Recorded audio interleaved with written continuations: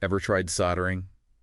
I took a swing at fixing a loose wire on a speaker once, and let's just say it ended up more hot mess than hot fix. Yeah, you really got to know what you're doing with that stuff. Turns out there's way more to soldering than meets the eye, right? Oh, absolutely. It's a field that takes real precision, and it's not just about getting the metal hot enough. You need a good grasp of the science behind it, too. That's why we're doing a deep dive today into the world of solderers.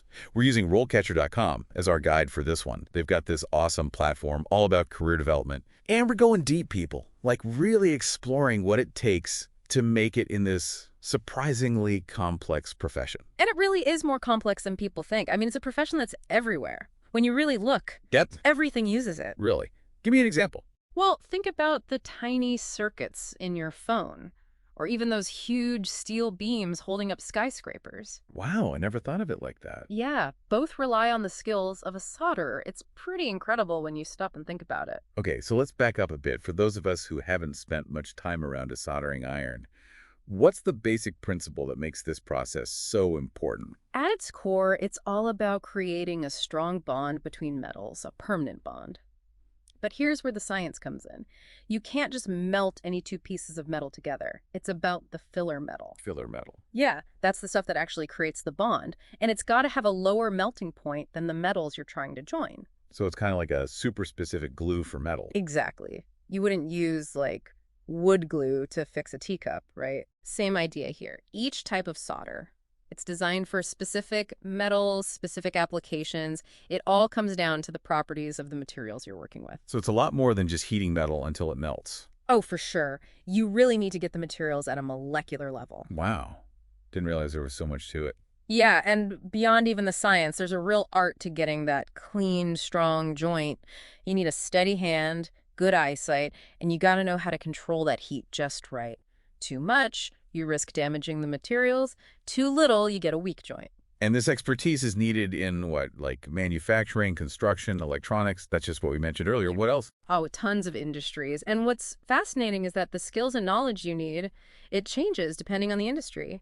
A solderer who works on pipelines is dealing with completely different techniques and materials than someone soldering components onto a circuit board. So it's really not just one job title, solderer. It's like a whole bunch of specialties. Yeah, absolutely. And don't forget the rewards. The rewards. Yeah, I mean, there's nothing like that feeling of creating something tangible, something that requires real skill.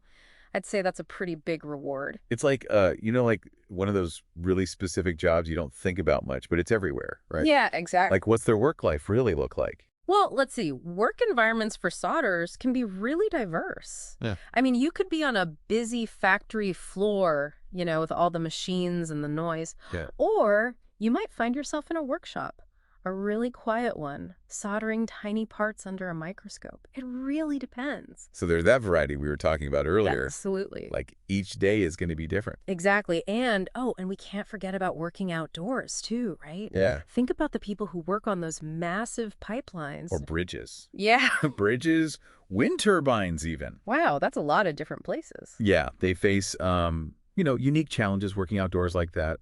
Heights, remote locations, all that. Yeah, it's definitely not your typical 9 to 5. Right. But that variety, it's kind of come with, like, some specific demands, right? Yeah. Like, what kind of person does well in those kinds of environments? Well, you definitely need, you have to have stamina, that's for sure. You're handling heavy equipment. Sometimes you're in really awkward positions. It can be physically demanding, Yeah, bet. And then you can't forget the mental side of it either. Soldering, when you're dealing with those tiny components, Yeah. it takes serious focus, like intense concentration. You got to pay attention to every little detail. No room for shaky hands, I'm guessing. Not a chance. And then there's the whole safety aspect, right? Yeah, of course. You're working with extreme heat, sometimes hazardous materials, even open flames occasionally. Right. So safety glasses are not just for show. Yeah. This job. Yeah, they're essential, for sure. But it's not all just physical demands and safety stuff. What else then? Well, you got to be a problem solver, too. Things don't always go perfectly, right? Yeah. So a good solderer, they've got to be able to think on their feet, adapt to those unexpected problems. It's not like you can just memorize the rule book and be good. No, not at all. You have to be able to actually use your knowledge, your experience to figure things out in the moment. Okay, so give me an example. Like, what's a situation where a solderer would have to think fast? Let me see. Well, I knew this one, solder. Right. He was working on this. It was a critical component on a satellite, actually. Wow.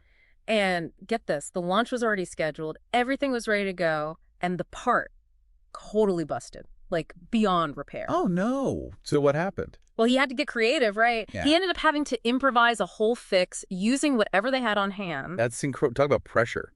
Did it work? Oh, yeah. It took hours, like hours of really meticulous work. But he did it. Created this workaround that not only worked, but it actually worked even better than the original part. Wow, that's amazing. Yeah, it really shows you the ingenuity you need in this field. See, that's what I mean about unsung heroes. Mhm. You never think about the skill it takes to keep those kinds of projects running. It's true, people don't realize how much expertise is involved. It's not just manual labor, it's understanding the why behind everything. Knowing the materials, the techniques, and then being able to think on your feet when things go wrong. And I imagine that's only becoming more important as technology keeps advancing. Absolutely. In fact, RoleCatcher talks about that, specifically how automation is changing the soldering landscape. Right, so are the robots coming for their jobs? That's what everyone wants to know. Well, it's not that simple. It's true that some of those more, I guess, repetitive tasks are being automated. Sure, makes sense. But that's actually creating a bigger need for really highly skilled solderers. Oh, interesting. So it's not like being replaced. It's more like needing to learn new things to adapt. Exactly. I mean, someone still has to program those robots, right? And calibrate the equipment and fix it when it breaks down. That's where the really experienced solderers come in, the ones who understand both the old ways of doing things and the new tech. So it's like any skilled trade then. You're not learning a single task. You're learning the fundamentals, and that lets you change as things around you change. Exactly. It's about evolving.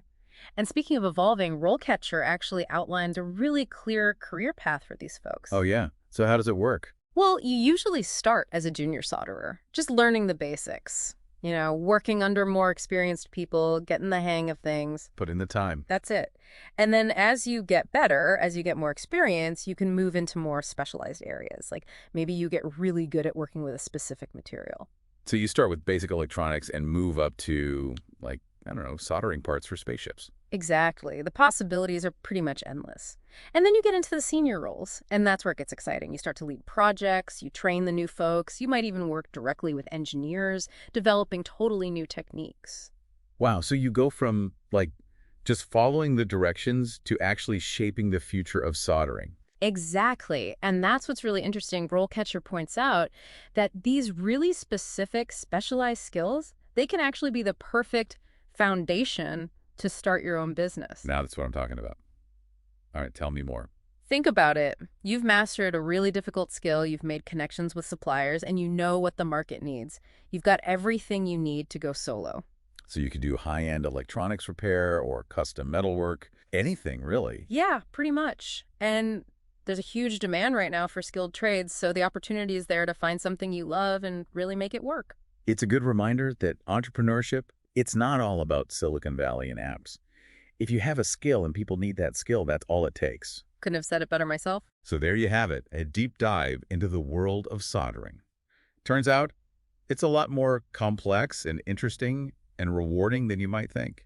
And a huge thank you to RoleCatcher.com for giving us so much to talk about. For anyone out there who's thinking about a career change or even just curious about the world around them, remember there's always something new to discover. That's right. Stay curious, everyone. We'll see you next time.